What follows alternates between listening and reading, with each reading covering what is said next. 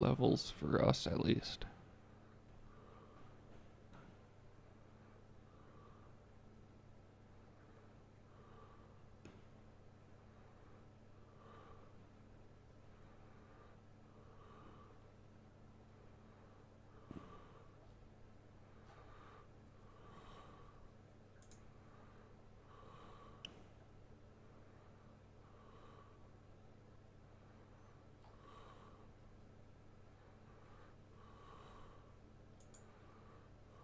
All right.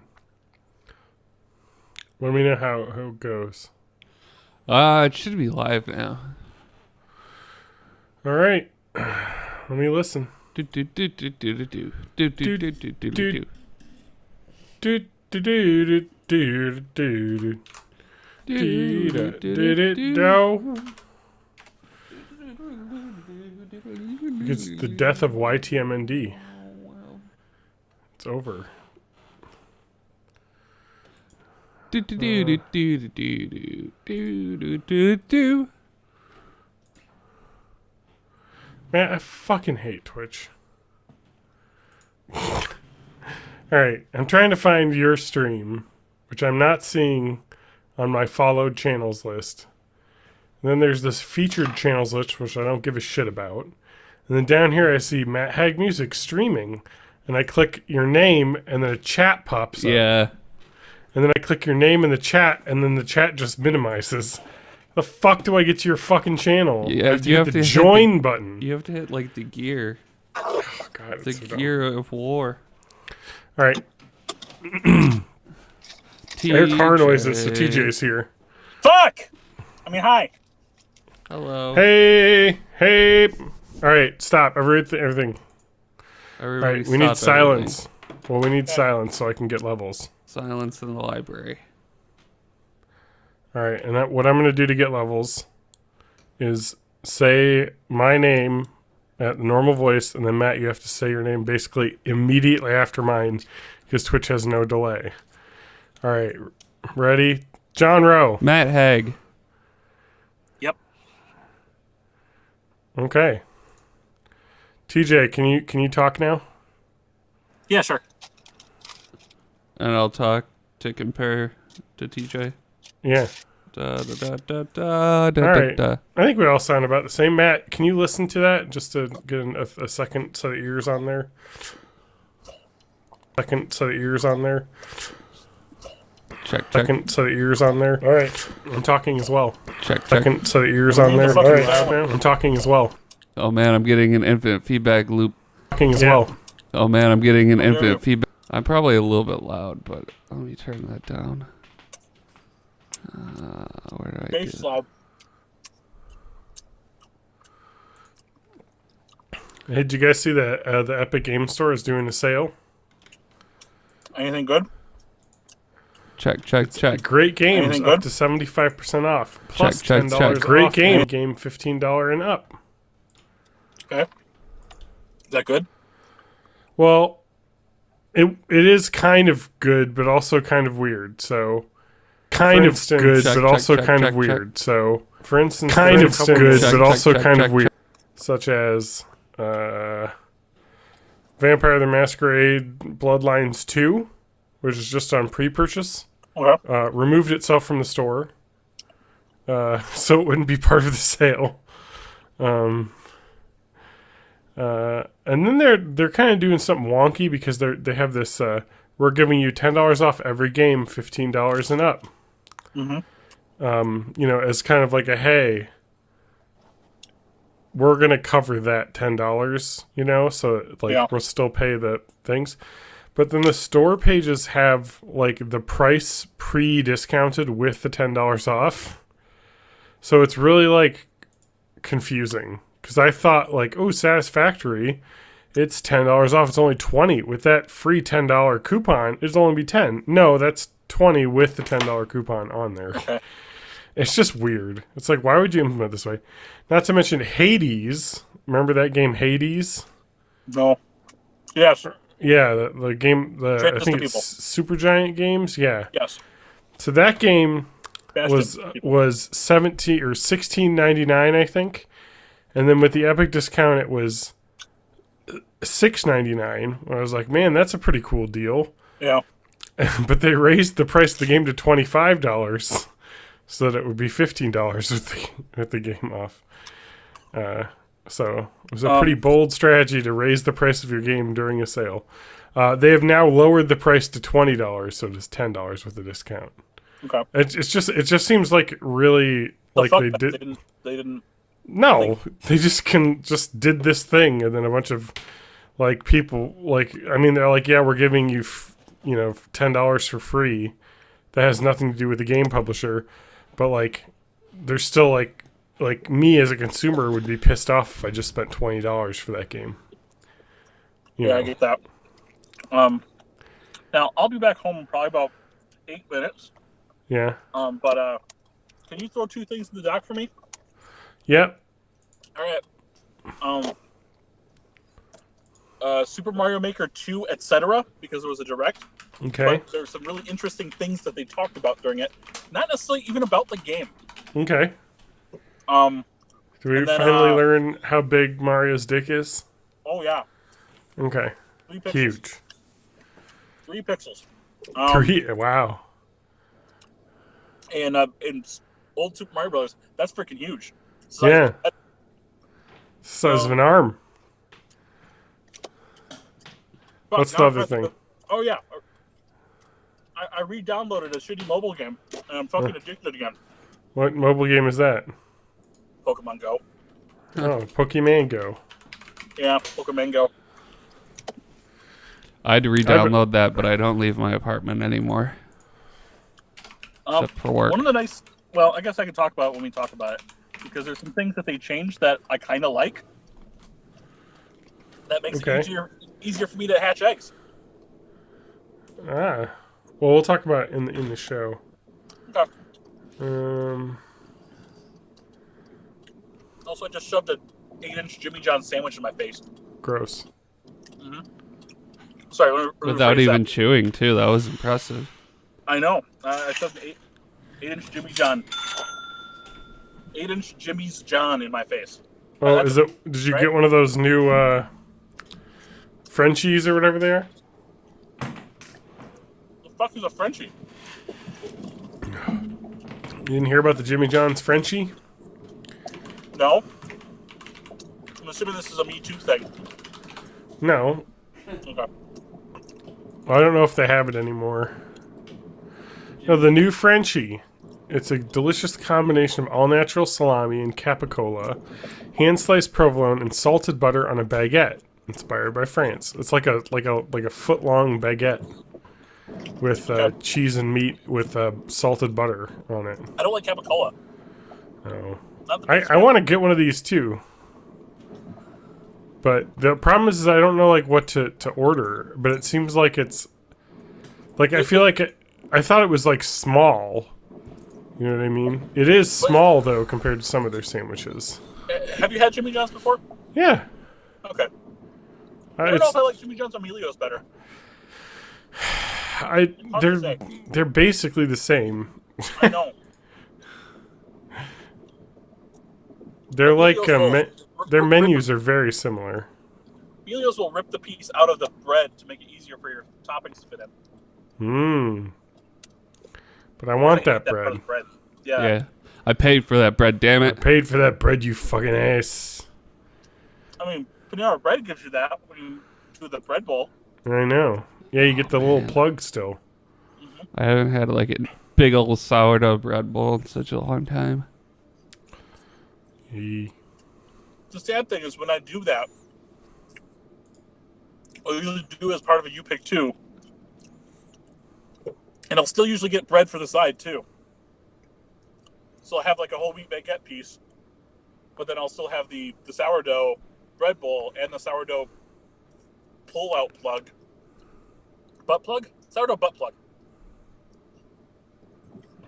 The sourdough bunghole. Sorry, I've had a really rough week. Well, we'll talk about it.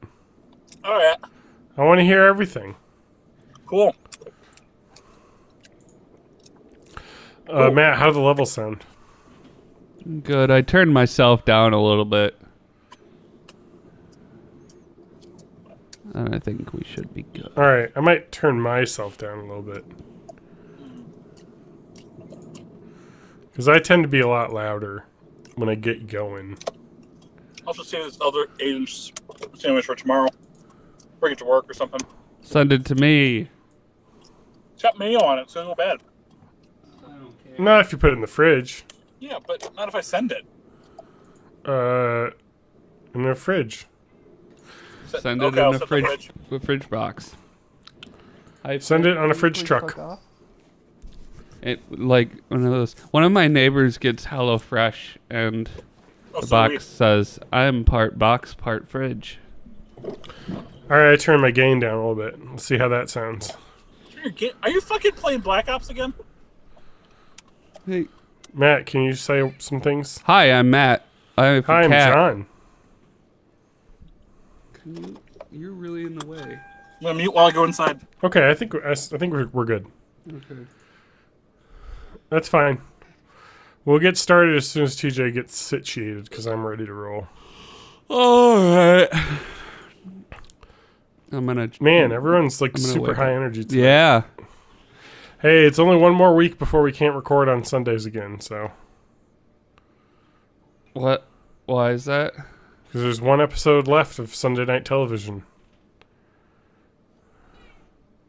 All right. Remember how Arthur's teacher is gay now? They've ruined my childhood. I don't know what you're talking about. God, you don't know anything. No. Matt, it's really hard to do a podcast with someone who knows nothing. I know nothing, Jonathan Snow. No, you're not even at that part yet. I'm like part of the way there. I'm gonna meme. You need to know more about the memes. A lady gave birth to a shadow man. Oh yeah, that part's pretty fucked up. Hi. I like that you finally started watching Game of Thrones now that you've had all of it spoiled. I haven't had all of it spoiled. Oh well, I can spoil it for you. Well, don't. Wow, you're living your best life. Man, this last episode, wow, what a thing happened.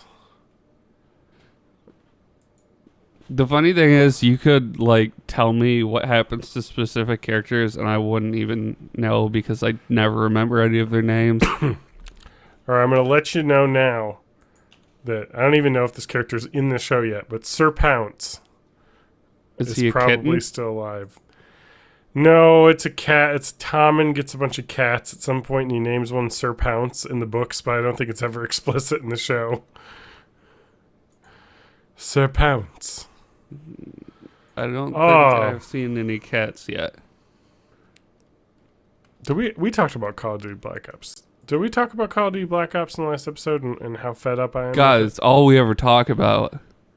I don't think I did talk about it. I have 14 Twitter notifications. Wow. I don't know when the last time I logged into Twitter was. It was probably quite a while ago. Well, you're posting every day. Yep. That's techno magic. Remember what happened when, remember Nick Robinson? Yes. No. I wish he was still doing stuff with Griffin. Yeah. He was brutally excommunicated. Yeah. I wonder, if that happened now. I feel like people have chilled out ever so slightly. Yeah. The thing is, also to be fair, I don't know exactly what he did, because maybe there was worse than what we were saw, because people were just let's not talk about it. Yeah. And just quietly that makes leave. sense. There was that fashion vlogger just got completely eviscerated this week. Let's talk about that. Let's start the podcast. I've seen his picture before, and so I was like, that's something I'm vaguely aware about, and I looked it up, and I still don't really get it. All right, let's talk about it. Let's start the podcast. All right. Ready? Mm-hmm. Welcome to Born in the 80s, episode 355. We're here to make up some stuff about a game until Matt harasses some women on Twitter. No! Don't put me in the Nick Robinson place. We're both married, you're not, so... Oh, no. I mean, married men We are all pretty know good at that harassing married women men as well. can't harass people. God, what a great energy to start the show off on. Speaking of harassing women, my wife has just texted me. She's on My her way wife. home. Thank you, Borat. Yeah, have you ever noticed how like goodbye. men do things one way and then women do things a different way sometimes? Oh my God. Yeah, but that has nothing to do with Pro Jared, and we're not going to talk about him because he's just a shithole. My God, man. Okay, so let's talk about YouTube drama nonsense. Yeah. So Matt, you were mentioning there was this like makeup vlogger. Yeah. Who's this man who is a makeup genius man, and he does makeup tutorials. I'm assuming I guess I don't know. So there's like again very shiny Facetune pictures, and that's all I know. We talk about being brutally excommunicated from a community, a la Nick Robinson from the Games Press. Yeah. He got because I believe they call it cancel culture. He was creeping on women on Twitter a bit, which just seems like what a lot of guys do. Yeah. So, yeah. He shouldn't have done it. He shouldn't have. He got. Don't be creepy. But also, as a people, we could be a little less mobby about all of this stuff. Yeah. Like we don't have to be out for blood so much. Yeah. And I think the thing I brought up was like we don't necessarily know exactly what happened with all that, you know. Mm-hmm. So maybe like there was more bad stuff than what we eventually saw. You know, when it all came out, which I still don't even know what it was, other than just like sending like awkwardly messages. hitting on women on Twitter using his like press access. I don't know. It's just like gross, but like also the world we live in. I feel like that's low on the scale of awful. But anyway, he's been killed. This makeup man has been murdered, I guess. Okay, and so the best part about this whole situation, Matt, as far as I can gather, is he just said some catty stuff about another YouTuber, and they got into an argument. Yeah. And now he's been brutally excommunicated. So there was other stuff about him like aggressively trying to hit on straight men and not taking no for an answer, I guess. But okay. What I gathered just from not really knowing who any of these people are is that he must have just been somebody that everybody hated. But he tolerated was so because he was influential. So then as soon as that starts to crack, everybody's like, okay, finally we can get rid of this asshole. Okay. Because like to me, because I don't think any of that like aggressively hitting on stuff was really like brought up heavily, you know, in the press. No. And by press, I mean other YouTube Reacts channels. Yeah. Because no one has picked up on this because he didn't get accused by anyone of sexual harassment or, you know what I mean? It's just like, it's just weird. And like all these channels just like fucking were like, now make a video about this and get 1 million views because it's like a popular person's getting ripped on. And it kind of reminds me a lot of what we saw with Logan Paul, like recording diss track albums and or like songs, you know? It was just like manufacturing drama for clicks right now. And I feel old now. You know what I mean? Like, TJ, your kids into this makeup culture stuff? Not so much. It's because your kids are nerds.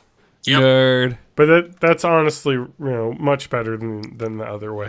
Well, in my eyes. Unless they were fucking groomed like the other underage girls that okay, Jared did. All right. I don't want to.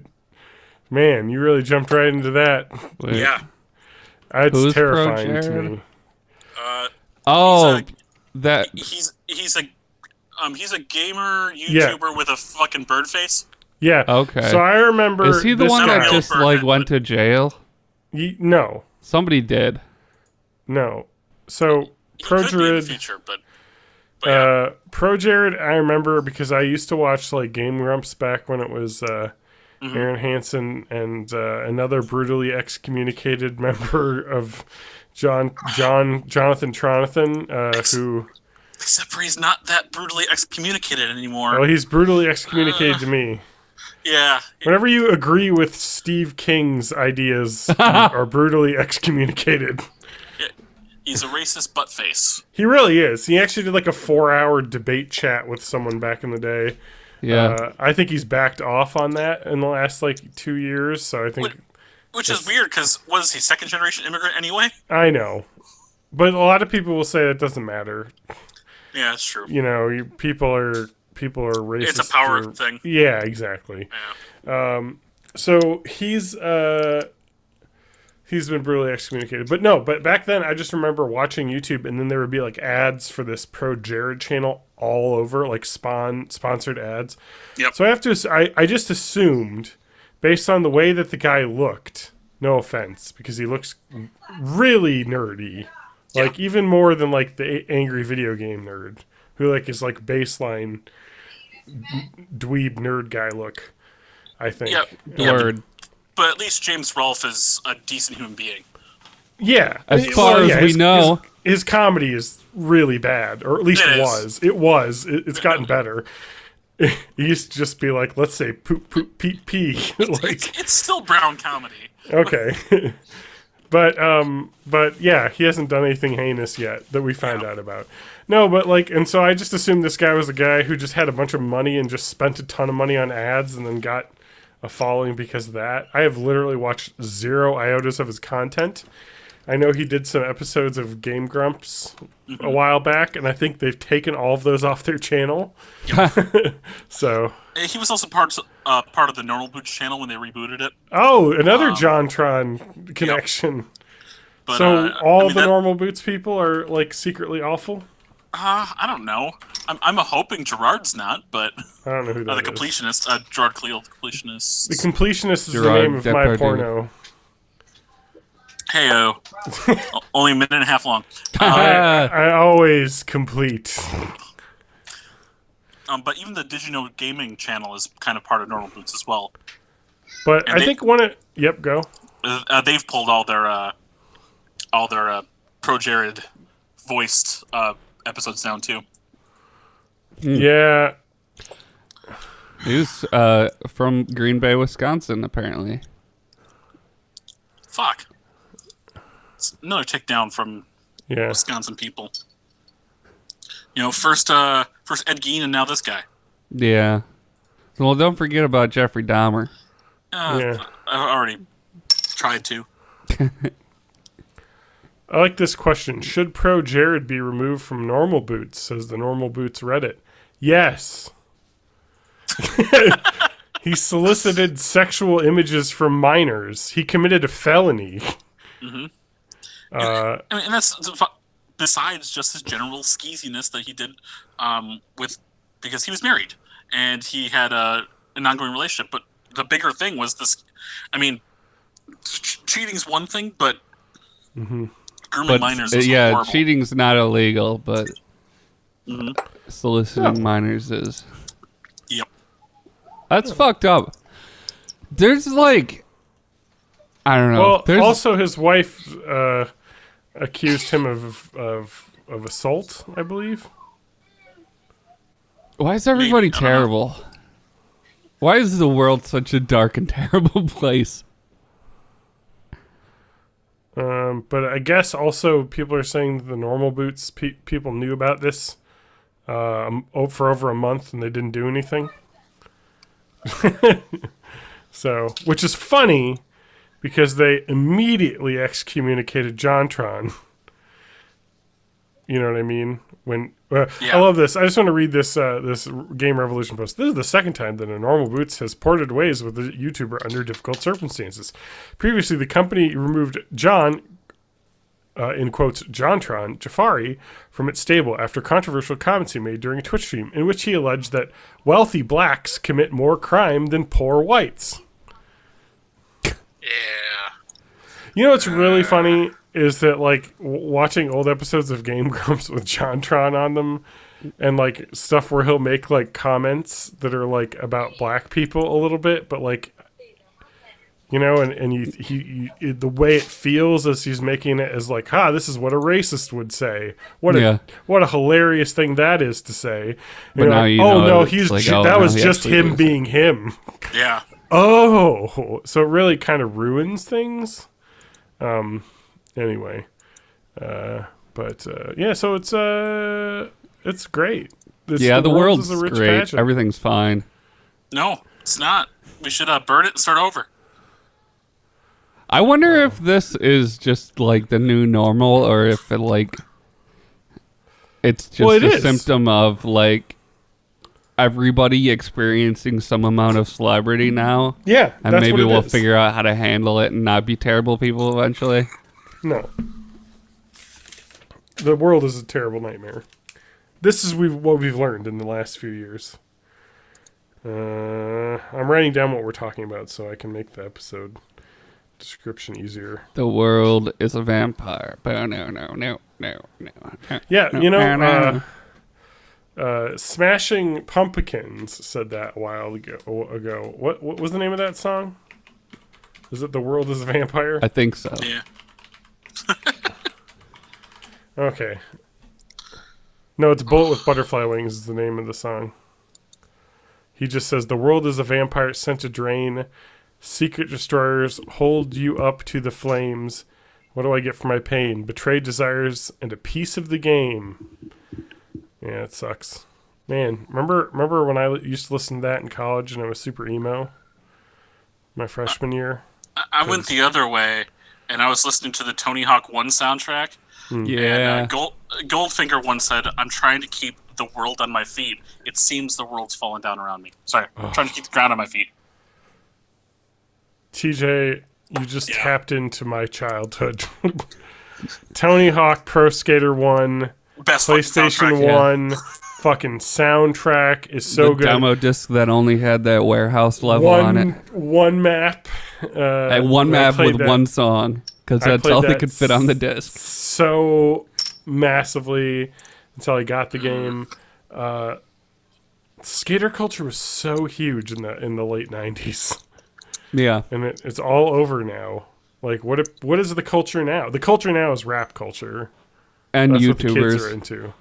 No, I know, but I mean, like, I feel like if you look at, like, memes and stuff, it's all, like rap culture stuff, you know? It's all Yeezy bullshit. Exactly. Which is just where we got. Was what the kids are into now. Kids are into skate these punk days. When we were kids, and now kids are into trap rap. You know? It's just a different thing. People listen. Remember Eminem? Yeah. You know how much I cringe about enjoying that as a child? Like listening to some of those songs. I've heard he's a rap god, though. Is he, though? He's still one of the best in his art form. Mom at least Spaghetti. In terms of remedy. Yeah. Uh-huh. Yeah, his new album wasn't great. And he's named after delicious candy. He's really good at rapping. That's what he has. His music isn't great. He's a rapist. He's a lyricist. A rap lyricist. A wordsmith? Yeah. Wordsmith. There we go. That's a word. A wordologist. Yeah. It's Do you think we're going to get banned from Twitch for what my cat's doing right now? Probably. Well, I'm not even seeing. Can I lick my crotch too? Oh, man. That's just full crotch shot. Oh, boy. Ben, you're going to get canceled. Yeah, put a little black bar over that cat. It's just too much for Twitch. He's just laying like that. Yeah, he does that. He's fucking weird. Yeah. So, oh man, speaking of awesome pets, my pupper, my sweet pupper dog. Who doesn't talk? She talks a little bit now. Okay. But it's very, very rare, and it's only around her boyfriend. But so we've kind of moved to, instead of having her in her crate during the day when we're gone, to giving her the basement room with the baby gate shut so she can't get upstairs. And I came home and she was sitting on the stairs with the baby gate locked. So I don't know how she got upstairs. And then it happened again when I got home. So it happened at lunch when I got home. So she's clearly escaping. Someone knows how to jump. She's either jumping or she's like wiggling through the banisters to get up upstairs. Yeah. Which I didn't think. I thought she was too big now because she's fully grown to do. Because she did it when she was a puppy when we first tried to do it. And so now it's hilarious because so when I got home, she was excited and came down and saw me, and then I shut the gate, and then I went upstairs and said, "Hey, come up here," and then she like looked at the gate, and then I asked her, "What are you doing?" And she rolled on the floor and looked all sad. I was like, "Yeah, you know you're not supposed to go through there, but you did it anyway because when I wasn't around. You won't sneak past when I'm here." So I don't know what we're gonna do about that situation because. I mean, otherwise we can just let her throughout the house, I suppose. Yeah, But like I'm eventually is that the plan? I mean, I prefer not to. I mean, it's not safe, you know? There could be something she could get into. Whereas in that room, it's, it's dog-proofed, you know? Plus, if she's going to have a mess or get sick or something, we can localize it to one area where I'll find it right away. Yeah. You know, whereas in the house, it could... I feel like if she has the whole house, her potty training will get worse. Like, she's really good now. You know, she hasn't had an accident in like, quite a while. And she also is fine. I just want to say this. Finally learned to ring the bell on the door to go outside. And about time. It was a miracle the first time it happened because I heard the bell ring and I was like, oh, her boyfriend must be out, which is the neighbor dog. We'll call her boyfriend.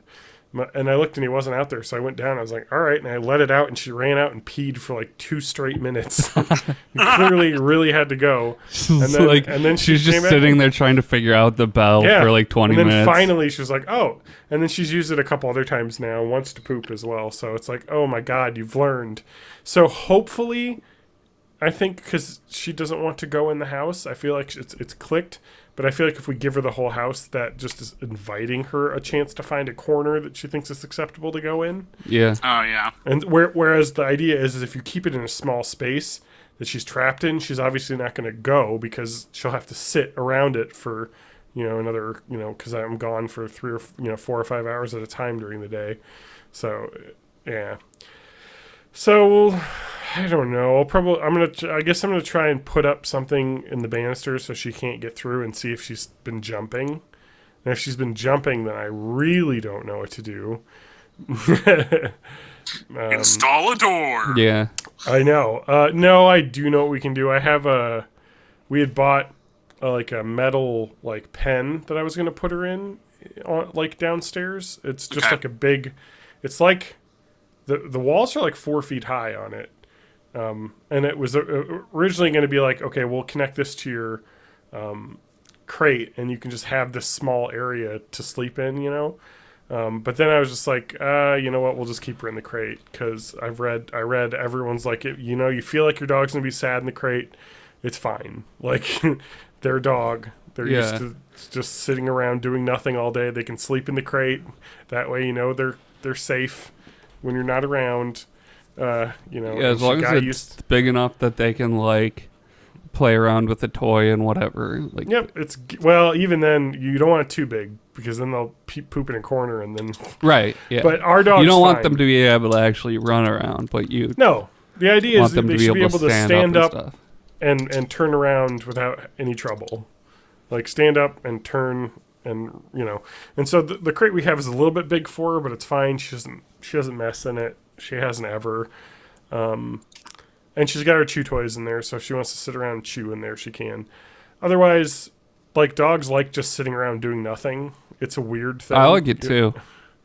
And so it's fine. But with that whole downstairs, she had been good for so long. So I might just move that metal gate over towards the wall and then just have it open, and then when we leave for work just close the gate, the metal gate, so that she can't get out. and maybe take the baby gate out. That might just be the easiest way to do it. Otherwise, you could put a big scary clown statue up by the gate. Yeah, but I'm not too worried about it because she is so good. Like, she's just inside the whole house today, and then nothing's gone wrong. We're getting close to the point where we're probably not going to put her in the crate when we go to bed anymore, because I think she can make it the whole night. We'll see. I'm excited because it's starting to become. She's becoming more like more like a real dog. Yeah, well, more like a cat. Like, there's less effort you have to put in now, you know?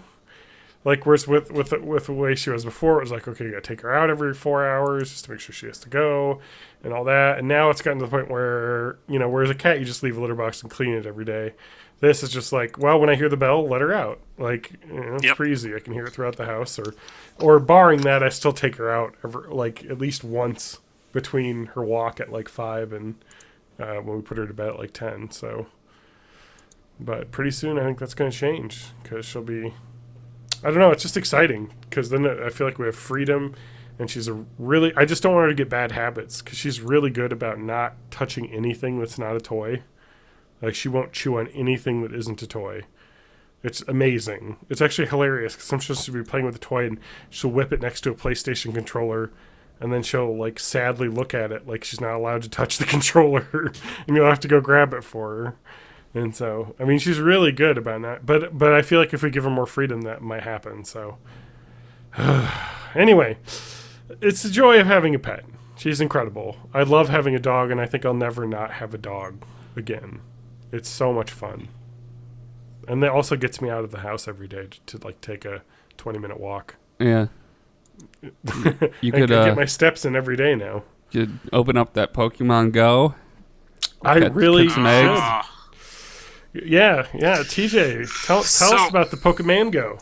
So, the way my iPhone's been working lately, it's been offloading apps that I don't use super often. Like, I just want to see, you know, people have been talking about it. I've got Pokemon Let's Go. Like, I know I can take my Gen 1 Pokemon Go Pokies and put them into my Let's Go. Let me start playing it again. Why not? So, I downloaded it. I'm like, oh, fuck. Did I use the Facebook login, or did I use the Google login? Don't delete your save. Because they have a button. Like, I can choose either one. I tried the Facebook one. I'm like, don't see any data. I'm like, okay, Google. There it is. There's all my old Pokemon, even though I sucked when I played it way back when, so it's just like, whatever. Oh, I haven't played in over 30 fucking months.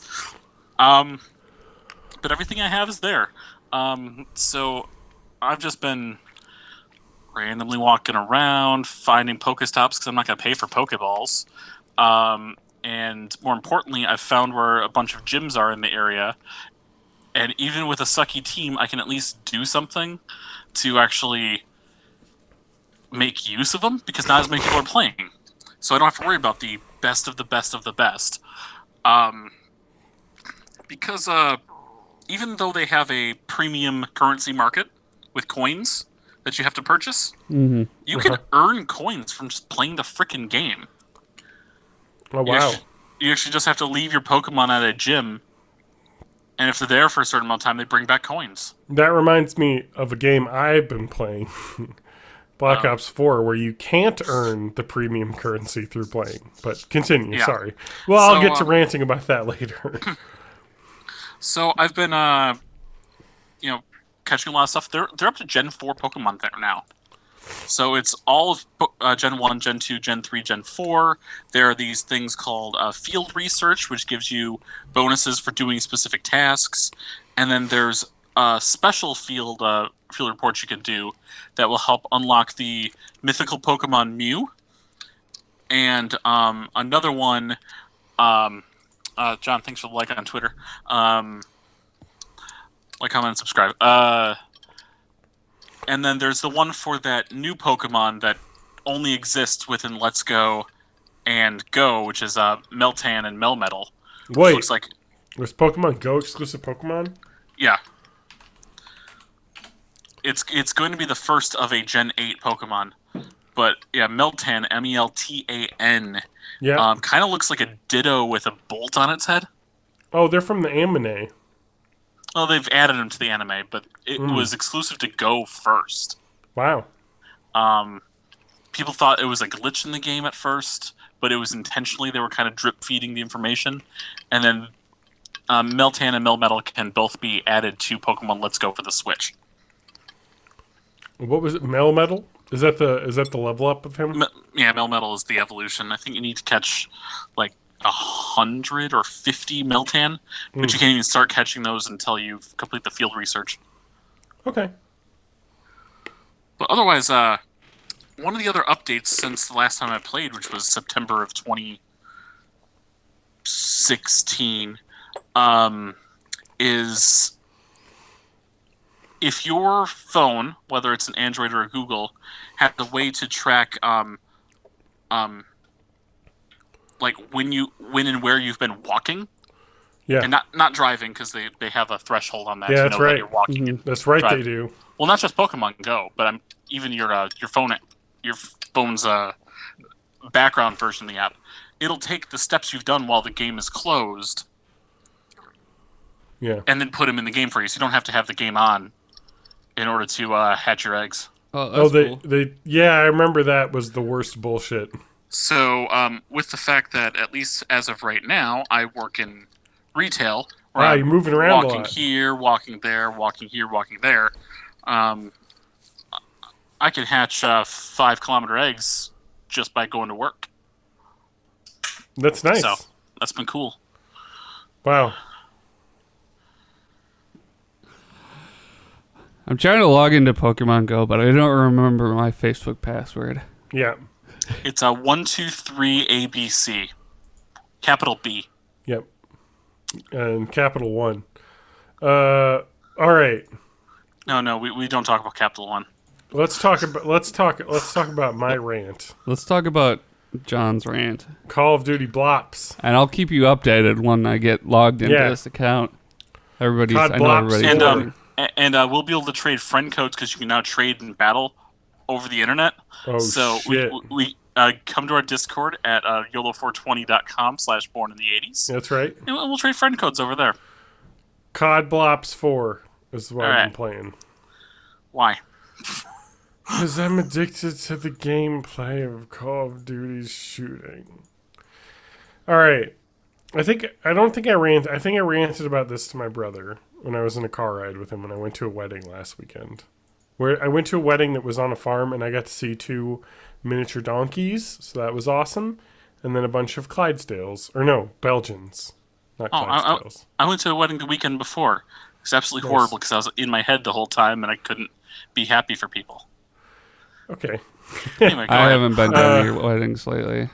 Oh, too bad.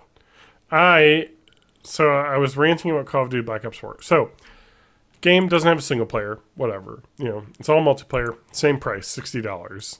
You know, but it added the Blackout mode, so it's got an additional multiplayer game built in. But to me, it doesn't matter because I don't play Blackout.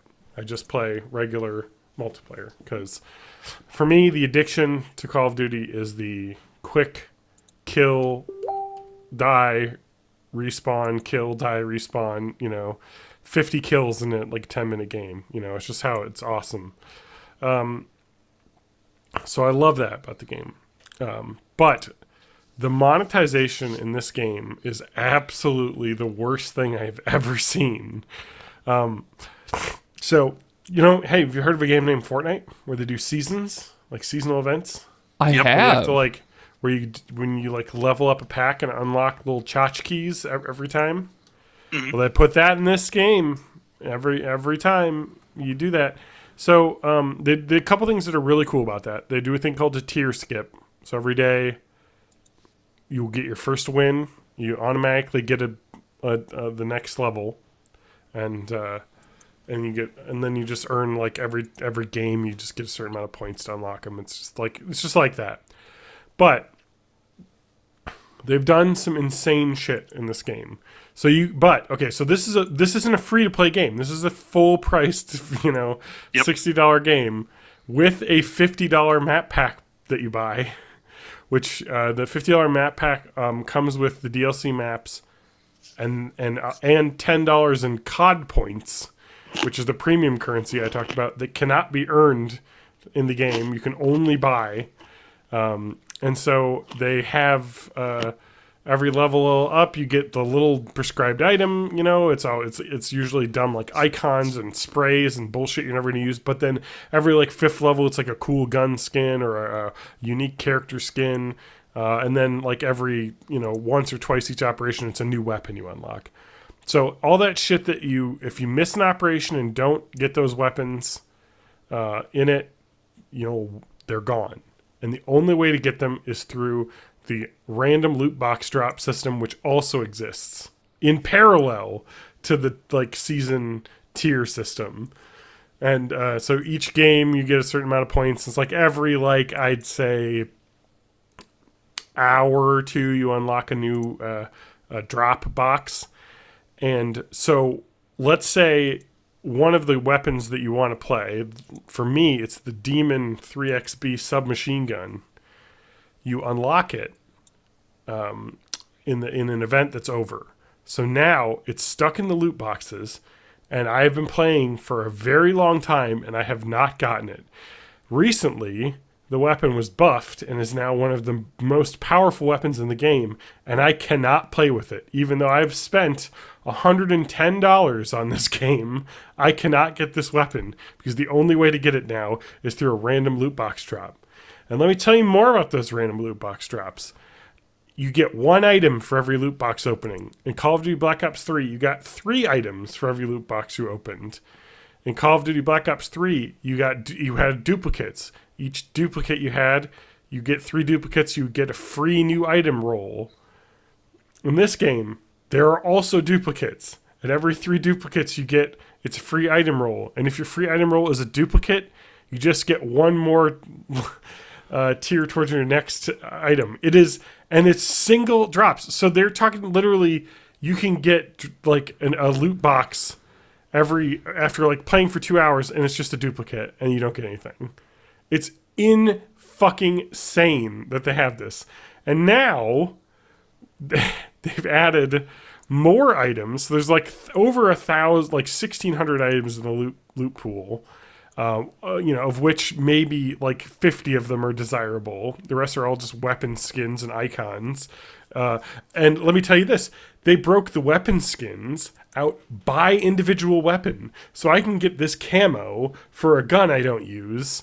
And then in the next loot box I open, I get the same camo for a different gun that I don't use. That's how Apex Legends does it too. They have individual skins for each weapon. That's free to play though. I know. This is a full price video even in game. that game, it's frustrating because it's bullshit. I don't use this. Yeah, it's bullshit. And that's one of the things that's nice about some of the way the Call of Duty works with their weapon customization. So if you have a weapon, you unlock all the mods for it, like a quick draw mod and all this stuff. You unlock those by playing and getting kills with that weapon.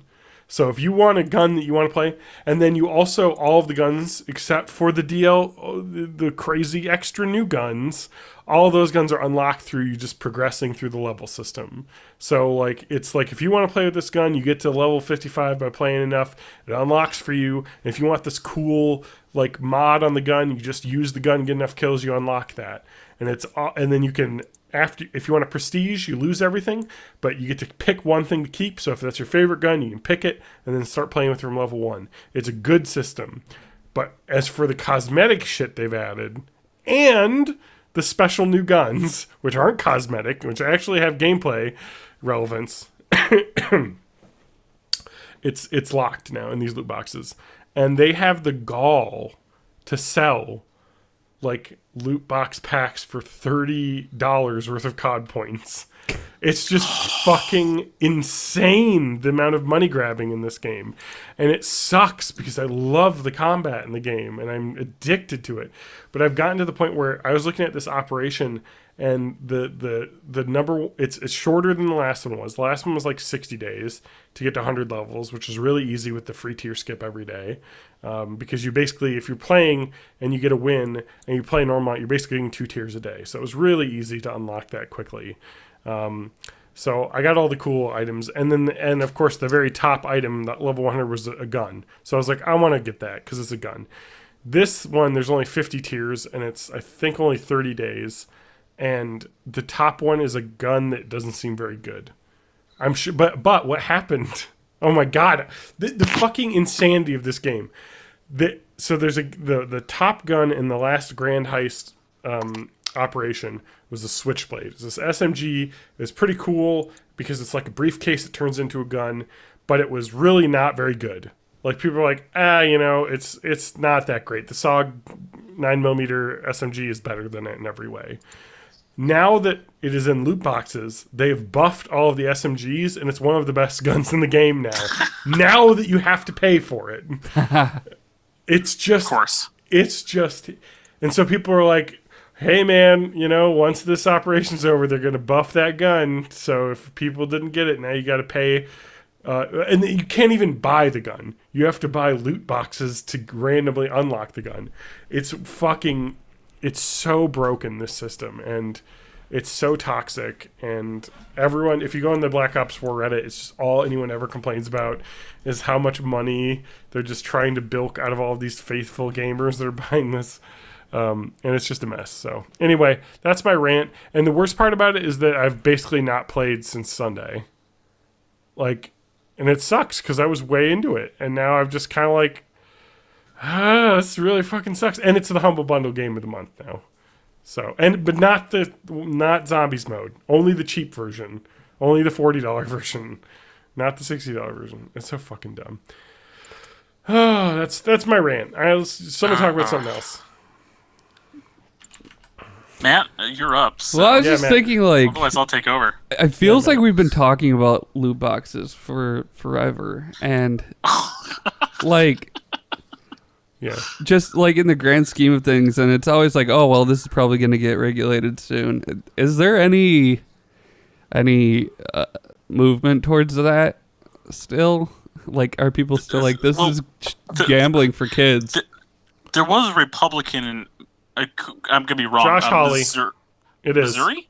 Okay. Yep, you're correct. That was trying to introduce legislation to, I think, completely ban loot boxes more than anything else. Yeah. But then again, he also has no clue what he's talking about either, so it wouldn't have been effective. No, but it does make some sense. Like, we've got like, something's got to be done because it's kind of. It's getting to the point where it's really, like, can be really heinous. And there's, situations like this where it's gambling, Yep. and you're buying. Or they're using this deceptive Skinner box techniques in order to get people addicted. Yeah. And there's, like, obviously there's not enough, it's not causing enough of a disruption for people, for them to not make any money from it. Like... Yeah. Enough people are going for this that it persists. Yeah. And so I just even noticed this thing as well. I forgot Call of Duty Black Ops, or Call of Duty Mobile is a thing that's coming out. Oh, yeah. I'm making the first person Call of Duty Mobile. And somebody tweeted that Call of Duty Mobile right now has...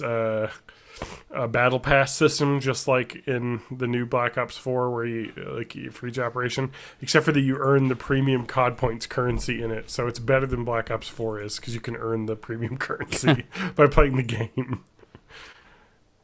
I guess that would make it less heinous. Like, I think for me, the way to fix Black Ops 4 would be the operation guns should just be given to all players once it's over. And the idea of unlocking it in the operations, you get it before anyone else.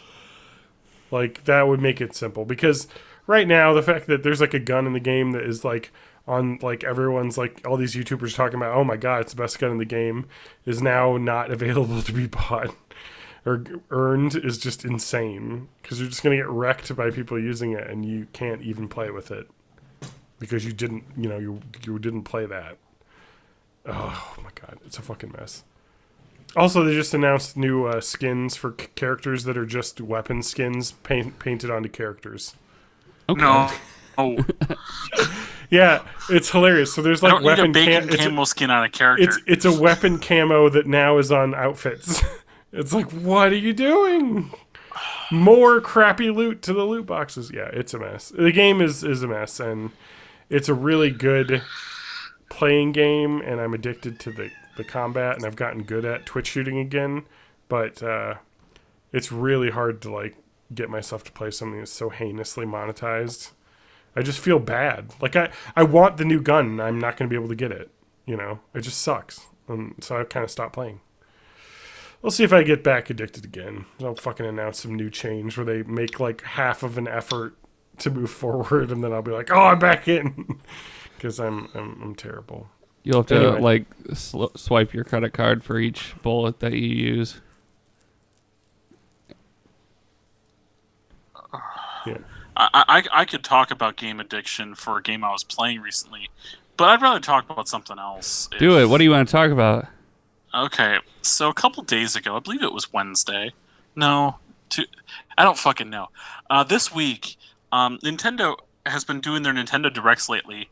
Almost just like, yes. Here, we're doing it tomorrow, and it's about one game, and that's it.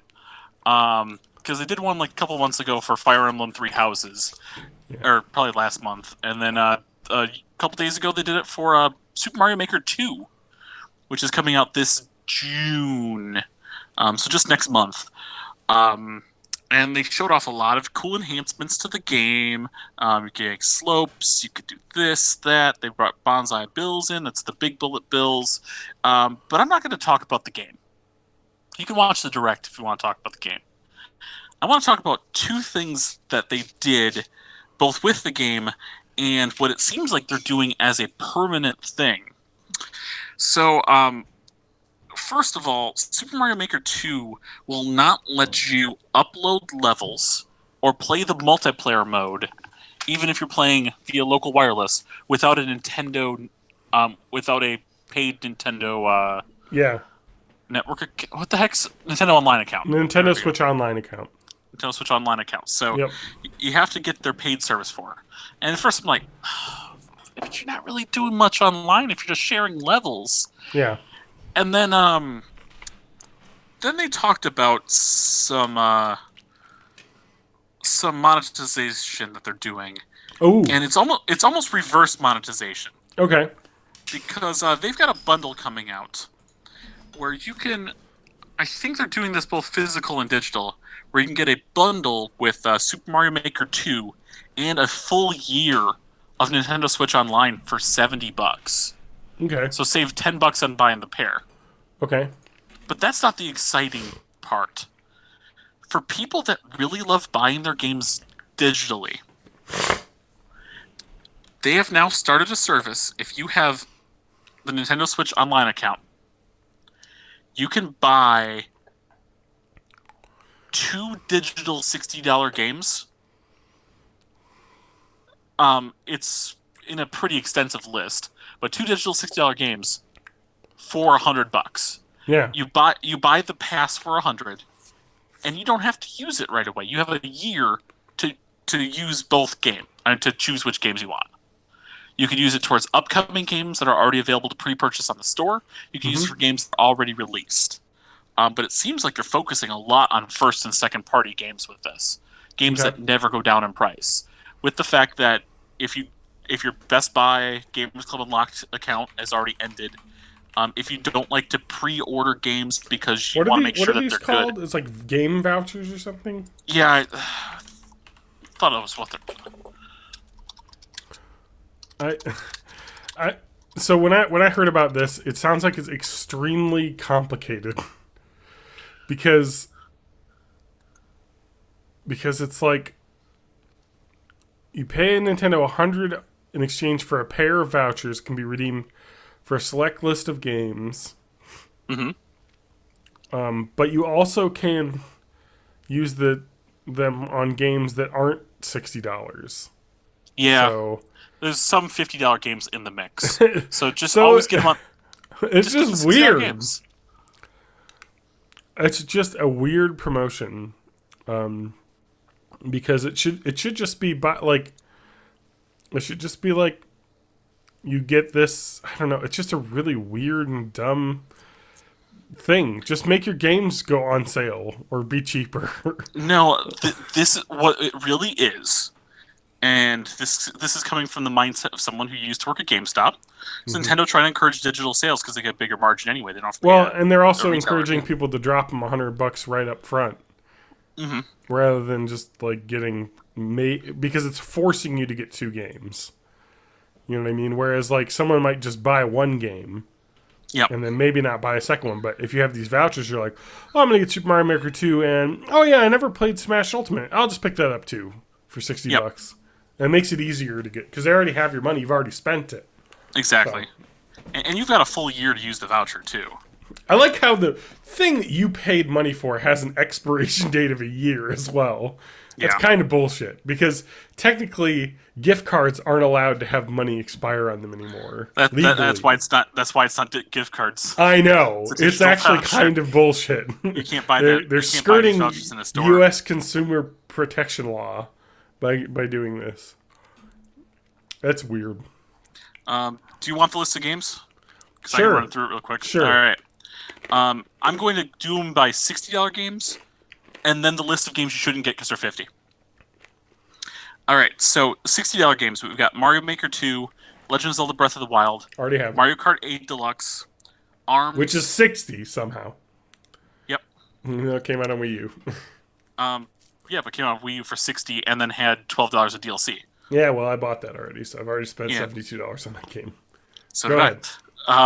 ARMS, Xenoblade Chronicles 2, Splatoon 2, Mario Odyssey, Kirby Star Allies, Donkey Kong Country Tropical Freeze, Mario Tennis Aces, Pokemon Let's Go Eevee, Pokemon Let's Go Pikachu, Super Mario Party, Super Smash Bros. Ultimate, Fire Emblem Warriors, New Super Mario Bros. U Deluxe, Yoshi's Crafted World, Hyrule Warriors Definitive Edition, Pokken Tournaments DX, and Octopath Traveler are the entire list of games that are $60. That if you're going to use it on something that's already out, those are the games you should. Did you say Octopath Traveler? Yes. Wasn't that game $20? No. Not at all. They put that at full price? Yeah, that was a full price game. All right, so just looking on Amazon.com for physical games with a card that's more expensive. Smash Bros. Ultimate right now is $50. Yoshi's Crafted World is $50. A lot of these games are at $50 right now. Are those used prices or is those? No, those are new prime prices. Yeah. Amazon seller or Amazon? It's Prime. Okay. Oh, gotcha. These are.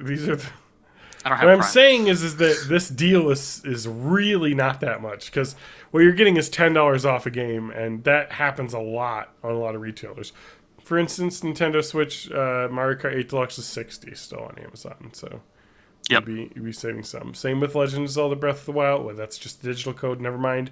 The real one is $49.99. The physical one is. So it's just a weird thing that they would do it this way.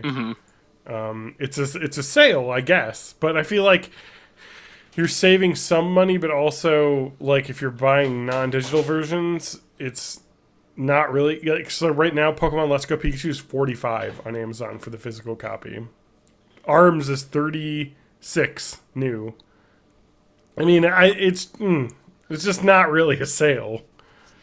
It could save you money, but it's like you'd have to do like complicated calculus to make that. Yeah, Your I cat bought is ARMS losing for its 51. goddamn mind in the background, Matt. Yeah, I don't know. I just saw the action happen. He's got his favorite toy is like a ball that doesn't have any outside on it anymore. It just looks like the inside of a baseball or something. And it looks like garbage. And he goes nuts for it for some reason. So if you want Donkey Kong Tropical Freeze, well, it's $43.62, but it's from a third-party seller. Is that a new flavor of icy? with $7 shipping? So it's still only $50. I mean, like what I'm saying is that if they said it was $80 for 2 games, I'd be like, wow, I'm picking that up. But $100 for 2 games is like, I'm just gonna buy one game for $60 and then or I'm gonna buy the new one and hope the older one I can find on sale somewhere because it's just not enough. I mean, and then the games that they put for $50. I mean, why would they put $50 games on here? That's the first thing I thought when I saw 1-2 Switch in the list. But then they got Bayonetta 2 digital. They've got Sushi Striker. They've got Fitness Boxing. Yeah. Why is that $50? Yeah. Why is Fitness Boxing $50? Yeah. So just looking at most of that list, looking at most of the games on Amazon are around $50 new. Go Vacation is a port of a Wii game. I know. Nintendo still doesn't know how to figure out online and sales yet. Rollers with You Final Remix is not as good as the DS version. Yeah. I mean, yeah, they got some extra stuff, but I still haven't unlocked it. I've been trying. All right. And then Dragon Quest Builders. Yeah. Wait, Dragon Quest Builders, I just bought that. Yeah. I bought that game on sale. How is it? It's good. I've only played maybe 2 hours of it, but I played it in the hotel when I was on a trip. And I actually I brought my Switch dock and hooked my Switch up to the HDMI port on the TV. Oh, that's so I cool. was just sitting there in the hotel playing Switch. But then okay, let me give you some cool hotel technology. So I say a really fancy hotel. But it's in the middle of nowhere, so it's not expensive. It's actually a hotel school, like a hotel and restaurant management school as part of a community college. So it's getting your hair cut at the beauty school. It's like a teaching hospital, you know. It's a teaching. I had no idea that was a thing. Well, yeah. For hotels. That's UW-Madison's a teaching hospital. No, I mean for hotels. I didn't know that you went and learned how to hotel.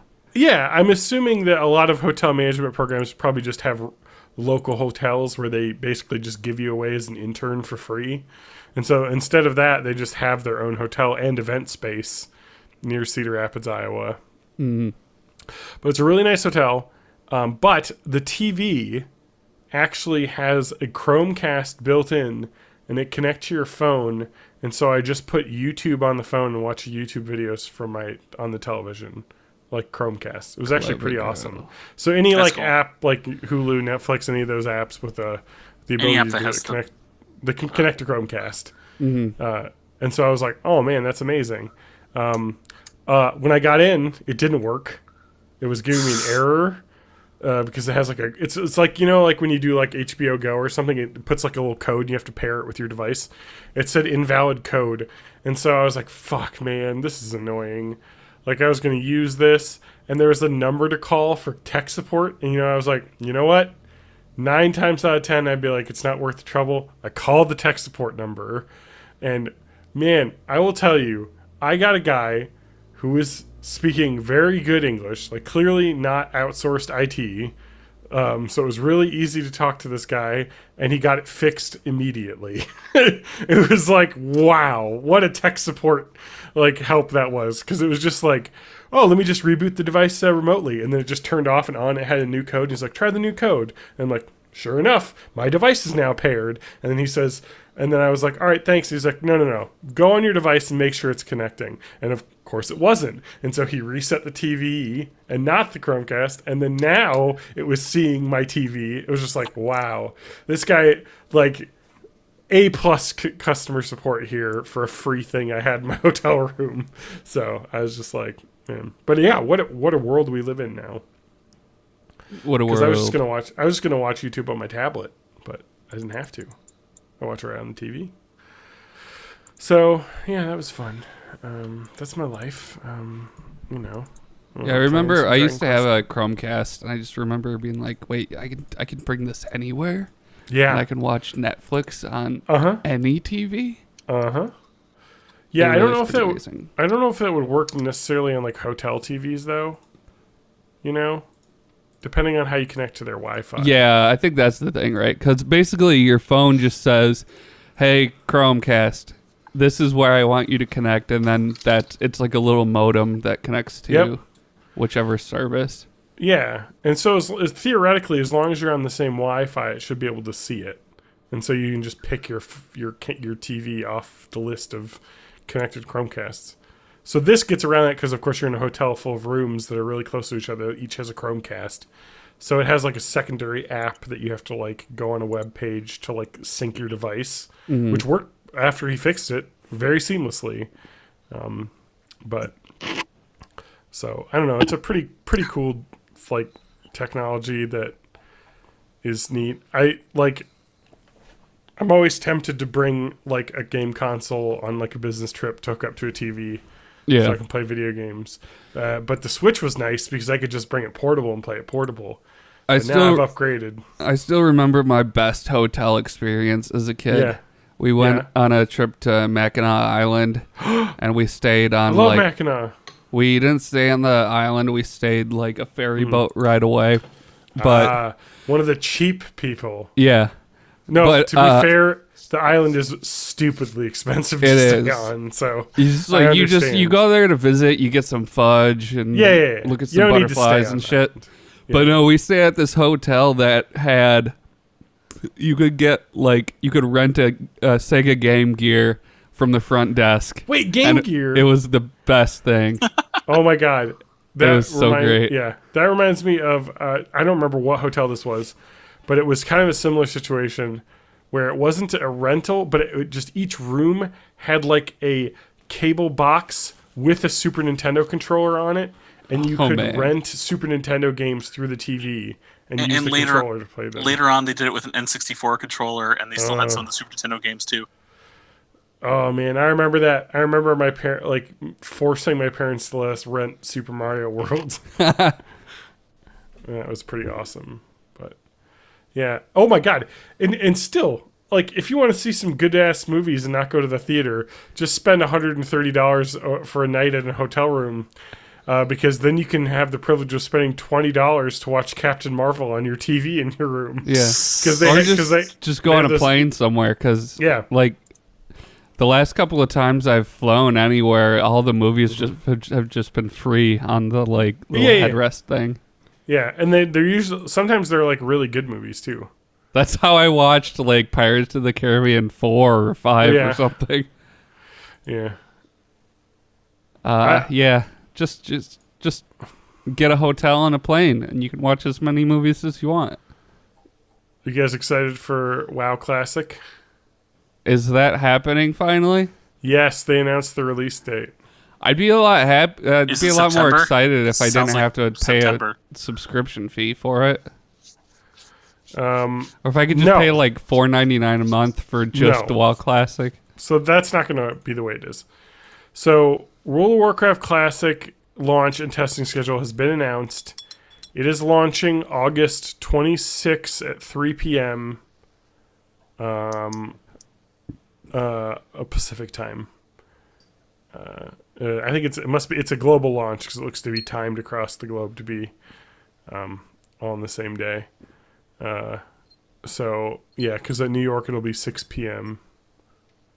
Eastern, so 5 p.m. on that. I'm taking the day off because I am playing the fuck out of WoW Classic. The test schedule: select WoW players, small scale, focus, closed beta. Oh, I might opt in. I actually looked at buying the new expansion now. So the way it's going to work for playing it is going to be if you just pay for a World of Warcraft subscription and it includes Classic. Yeah, which is, what is that right now? Like $15 a month? $15 a month.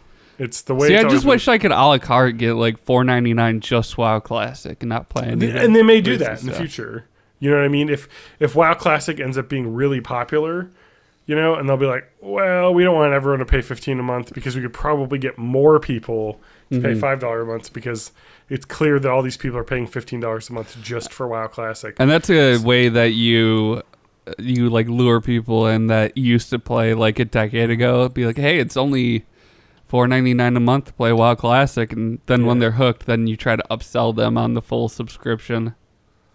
Mm-hmm. But man, like if I got this, I could see myself playing for like maybe a month, but I don't know that there's much long term for me in that. I'm really excited about. It sounds like there's a lot of information coming out about the way that this is going to happen. It sounds like they're doing exactly what I was excited about. Let me just see if there's... I just want WoW Classic news, please. Because it sounds like they are doing progression that's going to work kind of timed like the original game. So they're going to have like 6 months and they'll open the first raid. And then, so it'll be just like back in the day. I think with patches and everything, there still hasn't been like... Oh, man. I need to look this up because I'm on Blizzard's website. And so you don't... The game itself is going to be a free download. You just need an active subscription? Yeah. Okay. Well, because the active subscription includes everything. Although I don't think it includes the newest expansion, but I don't think you need to have that purchased to do this. You just need to upgrade. Well, if you've bought any base version or expansion, you have the Battle Pack, which is everything up to, but not including the current expansion. Here we go. How much will WoW Classic cost? It says, this is a PC Gamer article. They said they don't say, but they said that it doesn't require a separate subscription to play it. So what it sounds like is, if you're paying $15 a month, you get it. If you don't have access, what it probably is if you don't have access to your old Blizzard.net account, and you're going into it fresh, you still have to pay the $20 straight up for the Battle Pack. Oh, never mind. Okay, so it's been... Okay, here we go. Here's the exact details. WoW Classic is being built on patch 1.12 titled Drums of War, released on August 22nd, 2006, which is a year after I started playing. So it's... Drums of War is the patch, which is the feature-complete vanilla version, and it's balanced. And I think... Not that I've ever played on a private server, but private servers I know of... had patch 1.12 as the start, because that was when the raids started being phased in, basically. Okay. And so it sounds like they're going to be phasing in all of the raids up to Naxxramas over time. While WoW Classic will roll out updates and similar patterns to the original release, all equipment, items, and abilities will mirror their final versions. So it's saying the Naxxramas final dungeon came out. When that came out, there were bugs in it that got fixed in later patches. It's just going to be the finished, fully fixed version will roll out. So it's not like they're going like the exact same buggy, which is what the progression private servers do, is they kind of mirror the bugs and everything. So it sounds like it's somewhat fixed. But I'm kind of excited. It sounds like they're really putting a lot of effort into this. And I really want to play it, and I'm definitely going to buy it. And I had in my Amazon basket the Battle for Azeroth expansion collector's edition box, which was on sale for $70. And I was like, because the regular game is $60, and I'm like, I could just $10 more and have the art book and everything. I thought regular game's $50. Digital version. Okay. But I didn't pull the trigger yet. I may just wait until it gets closer to Classic, because they'll probably put out a sale to get people in on it. Anyway, so I'm really excited that we finally know details. It looks like there's not a way to opt in to the beta. There is. People that have active accounts are getting invites, it seems like. I'm sorry, I'm trying to get the fan on. It's very hot in this room. Okay. But apparently the beta allows you to level up to level 30 right now. I'm actually really excited about this because it's looking like... I just searched World of Warcraft, and it looks like a lot of people are like jazzed and buying like old strategy guides and stuff that were relevant, and it's kind of cool. Use my classic add-on that changes all the battle sounds to the Mortal Kombat theme? Definitely. I mean, you can use those add-ons in the current game now, probably, because if they've been updating them. The collector's edition isn't available physical anymore. No, it is. $70. Only 7 left in stock. There were 8 left in stock earlier. Yeah, the regular version's 50, TJ. You're right. Is there a new expansion coming out for the actual game too? Because I keep hearing about this fancy new cinematic that was released. Oh, I don't know.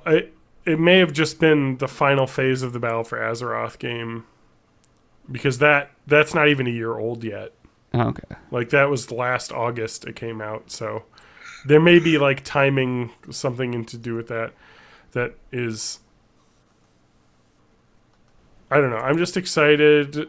I bought every other game. I didn't actually buy Legion physical though, did I? I bought Draenor a physical copy because I've been like wanting to buy, because I have all the other expansions like lined up. I'm like, but this is the first one that I haven't bought. Actually, I didn't buy Mists of Pandaria when it was launched. All the other ones. What? I don't know if I bought Legion. I think I started playing around then and then just didn't buy it. Yeah, Legion I don't think I got though. any of the expansions. I think you do. But You have it's fine. some if you've You played have, it. And regardless, you have them all now except for current. Yeah. right. The way No, that I'm just like, I don't think I how long did it take for the first expansion to come out? Because was that the one where they added Blood Elves? Because I don't think I bought that one, but I played like a demo version of it for a while. Yeah. Otherwise, I must have just played vanilla. Yeah, because I was Burning Crusade, which was the second one, and then Wrath of the Lich King. Oh wait, there's not even an art Yeah. book in this new collector's edition. They're saying this is a terrible collector's edition. It doesn't come with an art book. It comes with a double-sided storybook, which is just like a novel. It's like one of those golden books for children. Yeah. And then there's a double-sided Mark of Allegiance. It's just a big metal coin, basically. And then a digital soundtrack. It's not even a CD.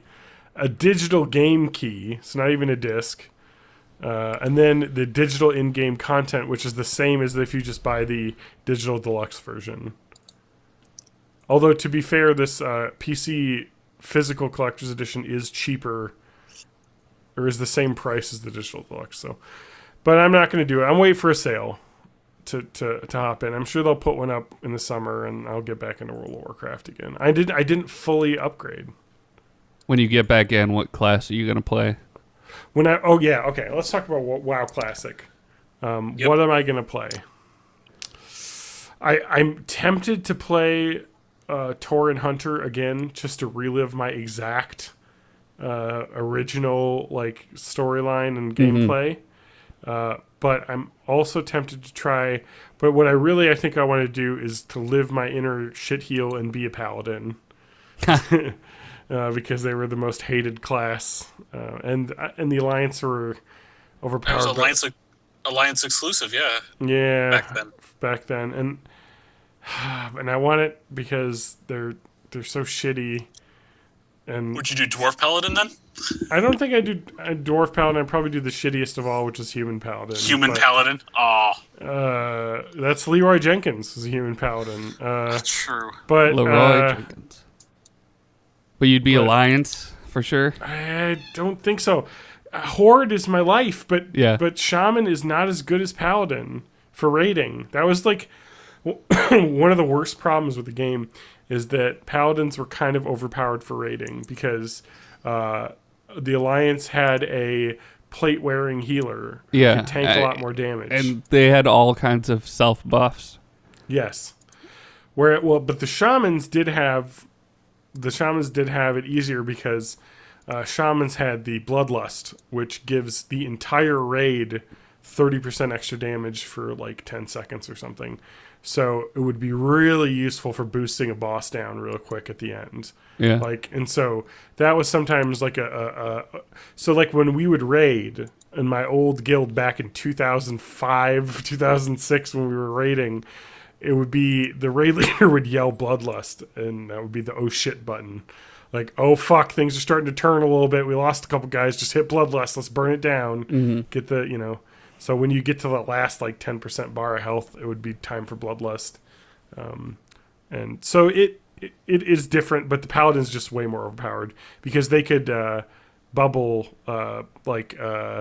shield the tank And so if you were doing MT, OT, which is main tank, off tank, you would just bubble the main tank, and then the off tank would take the aggro. Because the bubble would, I believe, wipe the aggro table clean. I can't remember exactly how it worked. But it was just the mechanics worked a lot better for PvE. Whereas the shamans were fucking monsters in PvP. Because they had Wind Fury if you did that. And it was a thing that... Wind Fury is actually kind of an awesome ability. Whereas when you would hit with an attack, it would immediately grant you a second attack instantly. So if you crit, you would get 2 attacks in a row. So you could like one-shot people, you know, if you hit a really good crit. Yeah. So yeah, it was pretty overpowered. Again, I think I've probably waxed philosophical about World of Warcraft on this podcast so much. My fondest gaming memory was earning my legendary bow. Or not legendary, the epic hunter specific bow, the Loctalar, which I still have in my character. It's a unique model that isn't like anything else in the game. It's a bow that has flowers that grow on it. It looks really cool. It was a fucking pain in the ass to get, but fuck, the first thing I did was go on PvP and absolutely wreck people, because the way that the PvP used to be in the game was extremely gear dependent on raid gear. So like, and the PvP earnable gear was shitty compared to the raid gear back in the day. Oh, yeah. So it was just like, if you were a raider, you would just fucking hop in PvP and fucking just one shot people with aim shots, you know, and that was actually back in the day when weapon damage for hunters were based on the shot speed, the attack speed. So if your gun attack speed was like 2.4 seconds, the aim shot damage would be increased by whatever it is from the base, like 2.0 tick rate or whatever. So your crits would be even more ridiculous. So like, yeah. And the Loctalar was a slower weapon, not as slow as the the Ashbringer. Oh my God. It was the weapon that I had on my fucking checklist to get. It's from Blackwing Lair raid, but it's a crossbow that has one of the slowest shot rates, so it would crit like insane, and I wanted to use it in PvP. But yeah, I'm excited. It sounds like they're also doing something different than sharding. Because it sounds like sharding. It's the way that the servers work now, where they'll have like players will pop in and out of where you're at, so when you're running around, there's always players. Yeah. They're calling it layering now, is what the new thing is. Will help reduce queue times and improve server stability for the launch of WoW Classic. Blizzard has explained it thusly. Imagine a tray with an empty glass. The tray is a single server in WoW Classic. The empty glass is a layer. When you log in the game on launch day, there'll be a flood of other players. That's water they're going to pour into the glass. Once the glass is full, we'll add another empty glass and start filling it with water, or players too. Each new glass is a new layer that consists of 2,000 to 3,000 players, which means any single server could handle tens of thousands of players at the same time, without all of them being crowded in the same place in game. The only way to see players from another layer is to group with them. Otherwise, you can't interact with them. Whereas with the current sharding tech, it's just players disappearing in front of you if you switch shards or something for a reason. Mm-hmm. And it also says you'll have a set population of players to run into from time to time throughout the world. So it's like a miniature server inside a big server. Okay. And the best part is it'll only last for the first phase of WoW Classic. After that, your server's population will be combined, which will give you an authentic vanilla experience in world boss encounters. So it sounds like it's a slightly different way of doing it. One of the things that I think I've also waxed on for hours on this show probably over the years is the best parts about World of Warcraft was the server community, and the fact that you saw the same people running around, and the Alliance people that you hated or were gankers would be hiding out inside the city all the time. It would be the same assholes that everyone would bitch about in Horde chat. Oh, so-and-so's out in front of the fucking gates again waiting to gank people that are PvP tagged. Like, and that kind of is gone now in the game because there's no, like, community built around that because it's just constantly phasing people in and out of your instance. So it sounds like they're trying to keep it more you're going to have like a core group of people that you are layered with, unless, Matt, you want to buy the game and you want to join with me. If we party up, we'll still zip together, even though we might have been put in different layers. So that's kind of a cool way of doing it. So were dungeons instanced originally, or was that something they added later? No, they were. Okay. They were instanced originally, yeah. What you're thinking of is EverQuest, where all the dungeons were not instanced. And so people just run in. Yeah. What I'm probably thinking of is like Dark Age of Camelot. Yeah. But in World of Warcraft, there are world bosses that aren't instanced. And like rare guys that spawn in certain areas that aren't instanced as well. So you can still wait around for certain things. But the majority of the dungeons are instanced. So I'm really excited to play again. I haven't played on any of these illegal servers ever, so I won't talk about that. But playing Classic again is really awesome. The game is much more difficult, but also really rewarding in a way that is very different than the current WoW. Yeah, I think the classes that I would play are either Druid or Shadow Priest. Yeah. I knew you were going to say Shadow Priest. Well, Shadow Priest is just like infinite solo grind. It's like you can end fights with more health than you started with.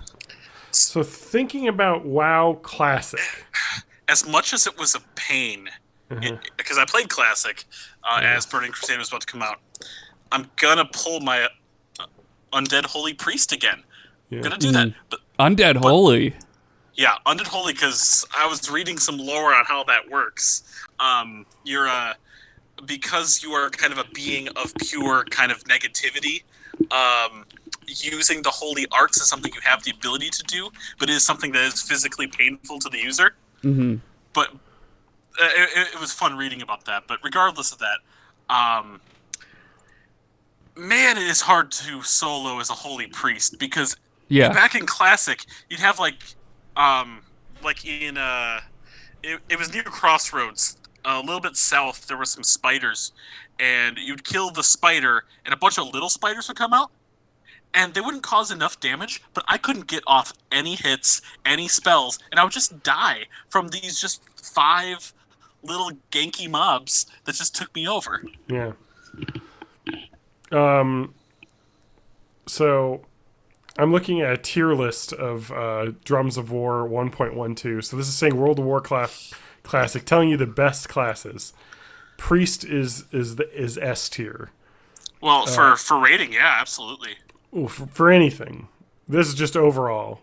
Priest is S tier as well as Warrior, because as in a party, the priest is the best hero in the game, bar none. For healing. Druids, shamans, paladins can heal, but no one can heal like a priest. Yeah. So you're always going to get a party. Same with Warrior. The thing about Druid when I played it was you can do anything, but you're not good at anything. It is it is the lowest tier of class. Yeah. So it's like it's fun to play, but in a group you're not going to be nearly as effective as any of the classes you're trying to imitate. Yeah. Same as Hunter. Hunter is also a C tier class. Oh, really? The problem with Hunter is it's really good for leveling because you have that animal companion. But in raids and combat situations or like dungeons, the animal companion is a liability most of the time, and they don't do that much damage. So they're really just there to fuck you up. What I liked about Hunter was depending on which animal you found, it played a different role. Yeah. It would either be a DPS or a tank. Yes. One of the problems with Hunter as well is that it's, in terms of DPS, is way lower than the other damage classes because it has the utility, but that utility isn't useful in most raids and dungeons. So, whereas a warlock has the same kind of utility because they can lock enemies with their possession and stuff. So they can do some of the same crowd control, but they also have better DPS. So it's like a worse warlock as a hunter. But I think for me, if I'm going to do the game, I'm either going to be a rogue or mage, because just straight DPS. Mage, when we used to run when we used to run raids, mages got top priority because their DPS is unmatched by any other class. Warriors were also super overpowered in vanilla because they were really survivable and they did a lot of damage if you were the right class. Let's see, PvP tier list. Subtlety Rogue, which is the stun lock rogue, because they have the ones that increase stun times where you basically die before you even got unlocked. Frost Mages, because they could freeze you, and then they have Blizzard, which did incredible like range wide DPS. Affliction Warlocks, which is the not DPS dots. But, dots. Oops, all dots. That was the one where you could kill them and you would still die because you had dots. Because you got the afflictions on you. And then Shadow Priest, because they had life leech, and you would be killing them. They'd be squishy, except for that they would be gaining health back on you that they were pulling off, so you could never catch up. A tier Holy Priests were actually really good in PvP because if you get into a good group with a Holy Priest, you're just never going down. Fire Mages were also really good. That's what I played back in vanilla PvP. Yeah. Because they had Explosion, which was the huge, big one-shot number if it rolled right. I think that was my first class. Yeah. Fire Mage. Undead Fire Mage. Destruction Warlock is very similar to Fire Mage, where they have huge shots. Same with Elemental Shaman. Survival Hunter was epic in PvP, and that's the Trap Hunter. So that's why they were so insane, because you could lay down trap after trap and just run around kiting people that can't even get to you.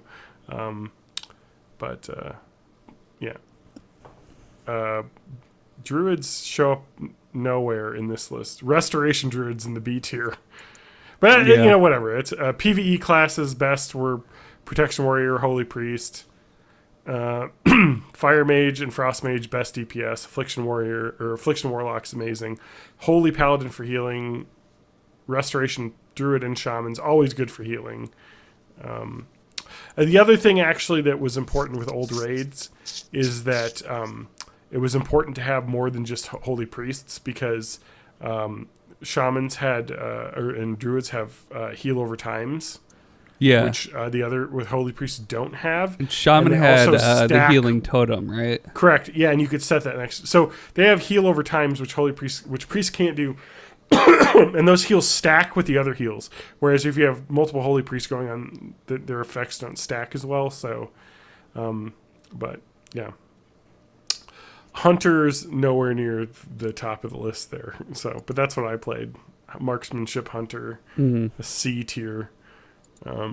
I just liked the Druid was really fun for playing solo, because it was just like, okay, I'm a rogue for now, and then after the first couple of hits, then I transform into a bear, and now I'm a tank, and I can pop out and heal if I need to. But you never wanted to be the primary tank in a group. You never wanted to be the primary DPS or primary healer. You were just like a second tier everything. Mm-hmm. Yeah, the only thing that PV, like raids and dungeons, that Druids were good at was healing.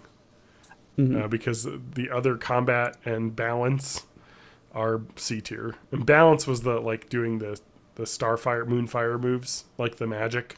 Oh, attacks. yeah. So, casting Druid, basically. Yeah. The worst, although, what was the worst of all classes and most made fun of when it comes to PvE? Retribution Paladins. The Paladin trying to hit the people with their dinky one-handed weapon. They suck ass. Yeah, they're bad. As well as any rogues. And as well as rogues. They're rogue. Oh man, we're getting to some WoW theory here, theory crafting, because I was one of the guild leaders of a guild, not a leader. What is it? Officers of a raiding guild. Rogues are great at quick DPS and PvP, but when you think about it, when you're standing next to a monster boss who's attacking you and blowing up and stuff, you have melee fighters, which are your warriors who are in plate. And then you have the rogues in leather armor. So if one fucking wrong move and the dragon turns a little bit to the side, they're immediately destroyed. like one shot. Whereas a warrior, they get out of position, they might get, oh man, half my health just got taken away. Dang. Then they reposition and get healed. Yeah, so the rogues were really squishy in PvE, so it was really kind of not great. And a rogue generally was like initiating a fight was their big time to shine. Yes, where like even in PvP, if you weren't able to stun lock your enemy all the way till their death, like you're basically fucked. Once they got out of that, they could easily turn around on you and take you out. One of the best parts about that though was I believe it was Subtlety Rogues against another really popular PvP class, which was I think Arms Warriors were really popular back in the day. Yeah, Arms Warriors. If you were a Subtlety Rogue against an Arms Warrior, you would win 100% of the time because of the way the stuns worked on the Warrior class. Because Subtlety had... I forget, what's the name of... what's the term for destroying armor? Rend? No, it's not Rend. Oh, fuck. It's a D&D term. What's it? I don't know it. Sunder. Oh, Sunder. Yeah. Yes, so they had Sunder armor, and so basically it would make their armor go away, and you could just annihilate them. So I don't know if that'll be patched, because I believe that people bitched about that a lot, and they fixed it eventually. I think they reduced the time, so it wouldn't last the entire stun lock, basically. But yeah, there was a point when it was like if you were a rogue, Subtlety Rogue in PvP, you would just hide around waiting for a warrior to come by so you could sunder them and annihilate them. And so it was really busted. Because like a mage, yeah, they're squishy, but frost mages have the Frost Nova, which can freeze you in place, and it also and that's like an instant cast, right? Yes, and the other, it uses up a lot of mana, but it's an instant cast. The other part about Frost Nova as well is that if you're invisible and you're in the Frost Nova, it'll knock you out of stealth. Yeah. So you could just run around doing that. Whereas warriors basically had no way. So I'm trying to remember like how originally the stealth, there wasn't like a shimmer effect, was there? Was there any way to see characters that were in stealth other than just like blindly hitting AoEs? Yeah. I'm sorry, you saying? What was there? I can't remember if there was a way like a shimmer effect to where you could see stealth at all. No. So it was if you get within a certain distance of players, they would show up as like grayed out, but you could still see them and target them. Oh, okay. Yeah. But it had to be like within like a certain distance.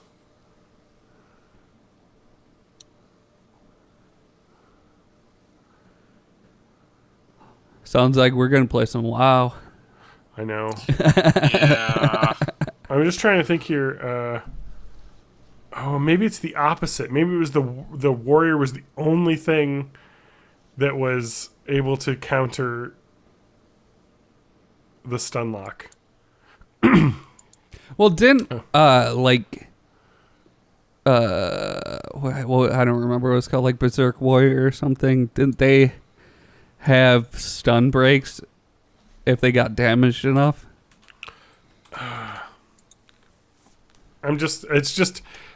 remember old PvP, the rogues were just all stun lock.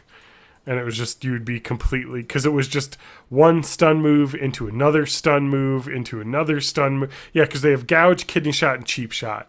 And if you time those all together, it's like something like 6 seconds of stun. So it's like usually you can down them, and especially if you have a friend nearby that's helping do damage. Yeah. So, and while they're stunned, you're also hitting them, and you've probably got some bleeds on them taking damage. Yeah. Let's see here. For the rogue, it's a race to do as much damage before you start laying the huge hits down. Oh, yeah. Stun lock phase, they'll pop evasion to avoid most of your combat. I'm reading here. Typical rogue fight. Oh, yeah. Also, I remember old PvP rogues combat would start with a move called Sap. Remember Sap? That's the move where you have the little spinny thing over your head and you're stunned for like 10 seconds. Well, and against mobs in PvP, like you mentioned before, they were useful for opening because you could sap something and it would be stuck for 30 seconds, and so you could pull the other mobs around them. But in PvP, you got like 5 seconds of stun, so that basically you sap them, and then now you can get behind because backstab does extra damage when you're behind them, and then you start the opener. The problem with it doesn't, man. I'm just trying to look at this. There was a class that was completely destroyed by rogues all the time, so I just remember people bitching about it, and rogues would just basically sit around an entire combat waiting to find that class because it could just basically win every combat. Anyway, so yeah, I'm just excited. I mean, World of Warcraft is still a really cool game, but I feel like it's gotten to the point where it's so like bloated. That it isn't as, I don't know, isn't as fun. Like there's so much to go on. It's hard. Like whenever I rejoin, there's just so much stuff going on. So I feel like it's like the Skyrim problem. I lose focus, because there's just like, I'm doing a million things. Whereas back in old WoW, it was like, I need to do this one thing to level up. I need to do quests to level up. I need to kill 1,000 boars. Yeah, and then once you were leveled up, it was like, okay, I need to go to these like 6 instances. There are these like 7 bosses across those 6 instances. each of them drops one item I want. So like I'm just like joining queues just to get to a certain boss every time and hoping they drop it, and then hoping a ninja and it doesn't steal the loot in that.